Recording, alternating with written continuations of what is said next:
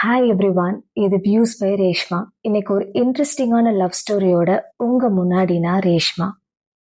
இந்தியாவோட சுதந்திர போராட்டத்துல தன்னோட வாழ்க்கையவே அர்ப்பணிச்ச நேதாஜி சுபாஷ் சந்திர போஸோட இன்னொரு பக்கம் உங்களுக்கு தெரியுமா?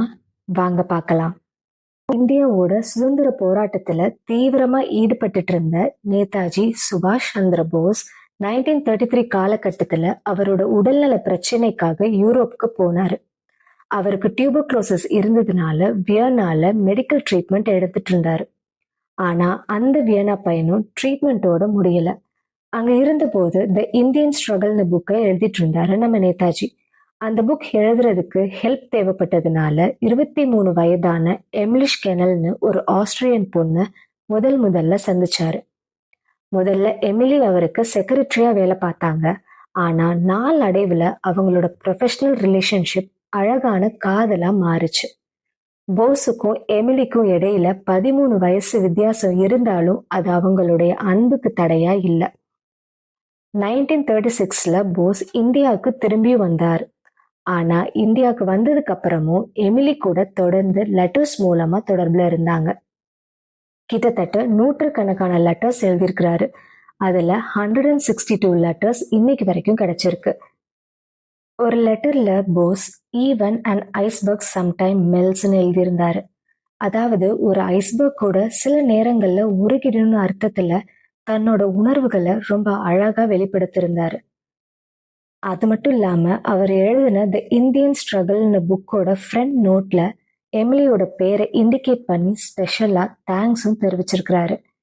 1937 டிசம்பர் 26ல ஆஸ்திரியால இருக்கிற பேட் கேஸ்ட்ன்ற இடத்துல போஸும் எமிலியும் ரகசியமா மேரேஜ் பண்ணிக்கிட்டாங்க. அந்த மேரேஜ் ரொம்ப எளிமையா நடந்தது.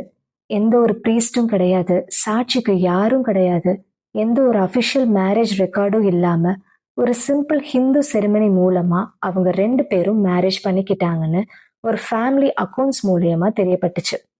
அது மட்டும் இல்லாம அவரோட தம்பி சரத் சந்திர போஸ்க்கு எழுதின லெட்டர்ல இவங்களோட மேரேஜை பத்தி போஸ் சொல்லியிருக்கிறாரு. இந்த திருமணத்தை போஸ் ரகசியமா வச்சிருக்க வேண்டிய நிலைமை இருந்துச்சு. அவருடைய அரசியலுக்காகவோ இந்தியாவோட சுதந்திர போராட்டத்துல அவரோட முக்கிய பங்கும் மேரேஜை சீக்கிரட்டா வச்சுக்க ஒரு முக்கியமான காரணமாக இருந்துச்சு. 1941ல இருந்து 1943 வரைக்கும் நாசிஸ் ஜெர்மனில இருந்த காலகட்டத்துல எமிலி சில காலத்துக்கு பெர்லின்ல போஸ் கூட இருந்தாங்க. 1942ல வியன்னால அவங்களுக்கு ஒரு அழகான பொன் குழந்தையும் பிறந்துச்சு.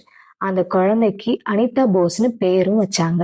குழந்தை பிறந்த பிறகு போஸ் அவங்கள சந்திச்சாங்க. ஆனா அவங்களோட இந்திய சுதந்திர போராட்டம் அவங்கள மீண்டும் குடும்பத்தில இருந்து பிரிஞ்சு போக வேண்டியதாக இருந்துச்சு. 1943 ஸ்டார்டிங்ல போஸ் ஒரு சப்மரைன் மூலமா யூரோப்பை விட்டு சவுத் ஈஸ்ட் ஏஷியாவுக்கு புறப்பட்டாரு. அங்க அவரு இந்தியன் நேஷனல் ஆர்மியில ஐஎன்ஏவின் தலைமையில நின்று இந்தியாவின் சுதந்திர போராட்டத்தை தொடர்ந்தாரு. அவர் எமிலியிடம் India is my first love and my only லவ்னு சொல்லிக்கிட்டே இருப்பாராம். 1945 ஆகஸ்ட் 18ல தைவான்ல நடந்த விமான விபத்துல போஸ் இறந்ததாக பொதுவா அறிவிச்சாங்க. ஆனா அவருடைய மரணம் பத்தி பல ஆண்டுகள் விவாதங்களும் சந்தேகங்களும் தொடர்ந்து வந்துகிட்டே இருந்துச்சு. போஸோட மறைவுக்கு பிறகு எமிலி தன்னோட மகள் அனிதாவை வியன்னால தனியா வளர்த்துட்டு இருந்தாங்க. வியன்னால வாரோட தாக்கத்தால கடினமான சூழ்நிலை நிலவிட்டு இருந்துச்சு. எமிலி ஸ்டெனோகிராஃபரா வேலை பார்த்து தன்னோட மகளை வளர்த்தாங்க. எமிலி திரும்பவும் மேரேஜ் பண்ணிக்கவே இல்லை. அமைதியான வாழ்க்கையை வாழ்ந்த அவங்க 1996ல இறந்தும் போனாங்க. அதுக்கப்புறம் அனிதா போஸ் ஜெர்மனில வளர்ந்து யூனிவர்சிட்டி ஆஃப் ஆக்ஸ்பர்க்ல எக்கனாமிக்ஸ் ப்ரொஃபஸரா வேலை பார்த்தாங்க. மார்டின்றவரை மேரேஜும் பண்ணிக்கிட்ட அனிதா போஸ் தன்னோட இந்தியன் ஹெரிட்டேஜையும் பெருமையுடன் ஏத்துக்கிட்டு இந்தியாவுக்கும் வந்தாங்க. நேதாஜி சுபாஷ் சந்திர போஸ் எமிலிஷ் கெனலுக்கு வாழ்ந்த இந்த காதல் கதை வெறும் ஒரு காதல் கதை மட்டும் இல்ல. இது லெட்டர்ஸ் மூலமா தொடர்ந்த ஒரு உறவு. 7 கடல் தாண்டிய லாங் டிஸ்டன்ஸ்லயே இருந்த ஒரு அன்பு. போராட்டத்துக்காக செய்யப்பட்ட ஒரு தியாகம்னு சொல்லலாம். இந்தியாவோட சுதந்திரத்திற்காக தன்னோட தனிப்பட்ட வாழ்க்கையை கூட பின்னுக்கு வச்ச ஒரு மனிதனோட மறுபக்கம்.